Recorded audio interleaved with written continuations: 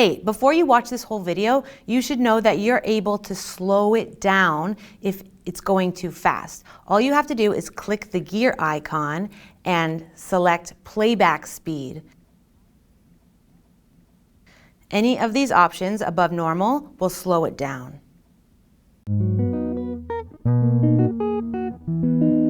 Hi, I'm Becky. Welcome to the Direct Message Video Tutorials.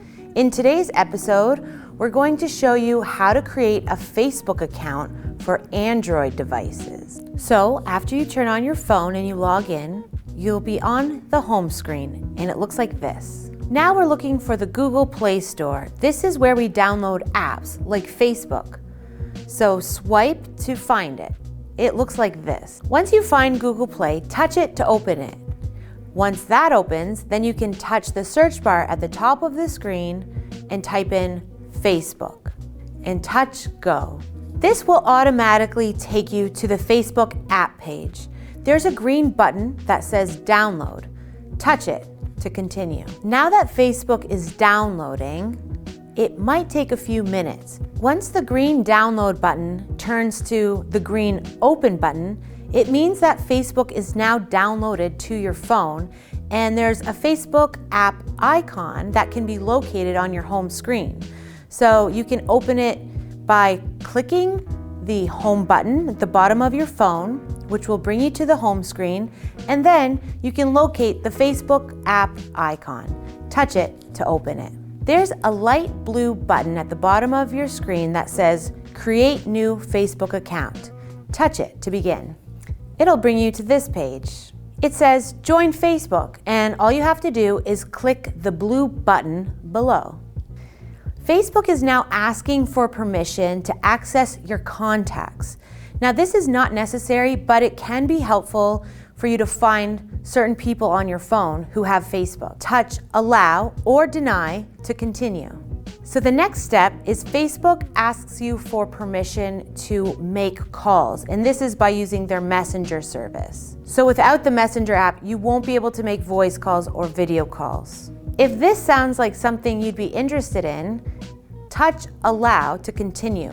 But if it's something that you don't think you'll use, then don't worry about it and touch Deny. We'll go further into the details around Messenger in a little bit. Once you've either granted permission or denied permission to Facebook for those last two things, it will ask you for your email. But if your email is not listed as an option, you can touch none of the above, and this will allow you to type in your email address.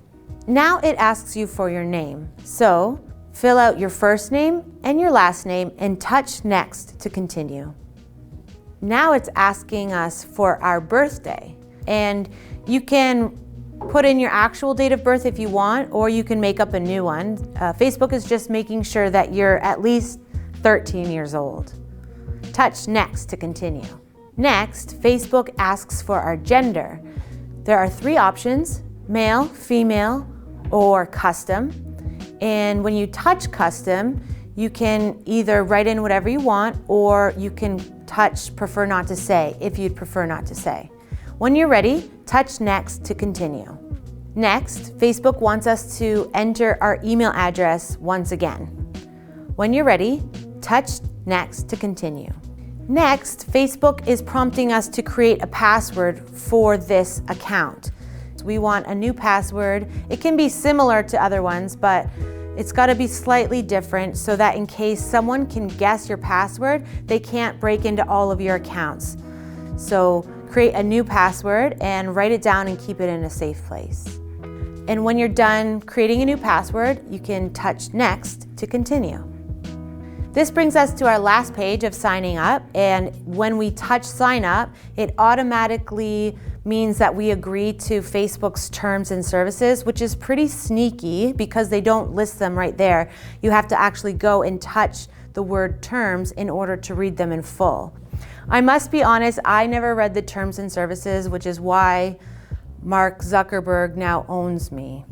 It will prompt you to save your password, and this is up to you whether or not you want to have the app remember your password so that you don't have to type it in every single time you log in, but that's up to you. Now we're on this page where it says that Facebook sent us a confirmation code to our email address. It also gave us the email address and the password of the account we just signed up for in a pop-up window. If you notice that either of these are incorrect, there's a button at the bottom that you can touch to change and update and edit your email address. When you check your email and you don't see an email from Facebook with the confirmation code, then you can go back to that page and touch send email again.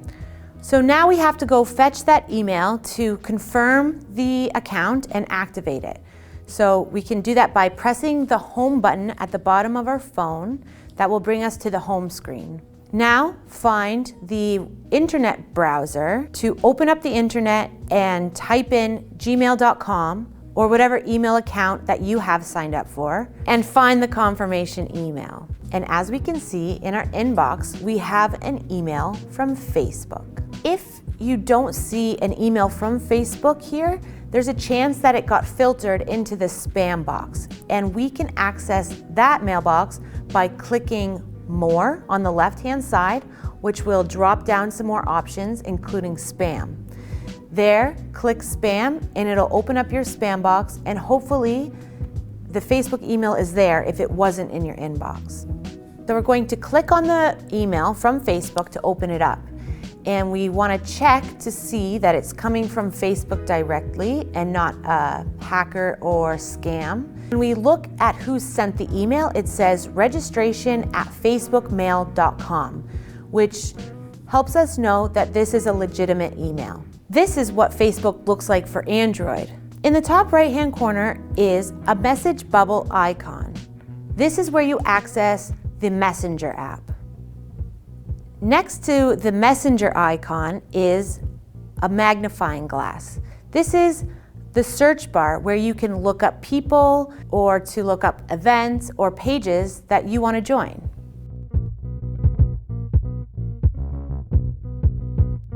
You'll notice here that there are 6 icons below the word Facebook.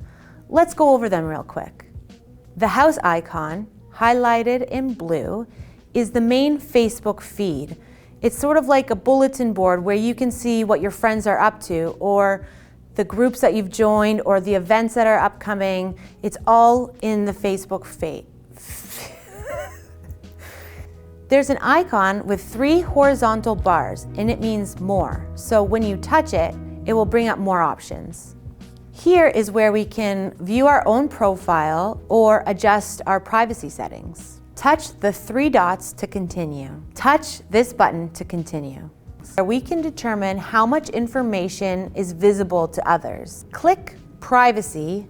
It will bring you to this page. For the first option, we can control who sees our activity. Automatically, Facebook has it set to friends, which means the people that you add as friends on Facebook are the ones who can see your activity. For example, let's say I wanted to post pictures of me with my friends, but I have a really jealous friend who doesn't like it when I don't invite her. I can block her from being able to see that picture. That's evil. Not really, that's pretty... I'm saving, it's a white lie. It's just a white lie. And you can adjust these settings on each post that you make. So when I click only me, I do that for specific posts that I don't want to share with anyone, like an article that I want to read later, or risque photo that helps boost my self-esteem. The blocking feature is full when we want to make sure that specific people cannot view our profile. This is in case you have any stalkers or enemies or jilted exes. But don't worry, because the person that you block can't tell that you've blocked them. You basically just become invisible to them, as if you don't exist on Facebook. In the top left search bar, you're going to type the person's name and search for their profile. Once you find the person you're looking for, click on their name and it will send you to their Facebook wall. To the right of their name, you'll see an ellipses icon that looks like this. It's very small, but when you click on it, it'll give you one option: to block them. If you want to block them, click block. You can unblock them in this very location by clicking it and click unblock. But if you want to block them again, you have to wait 48 hours in order to do so.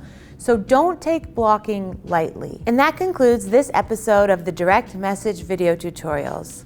Click here to watch the next episode.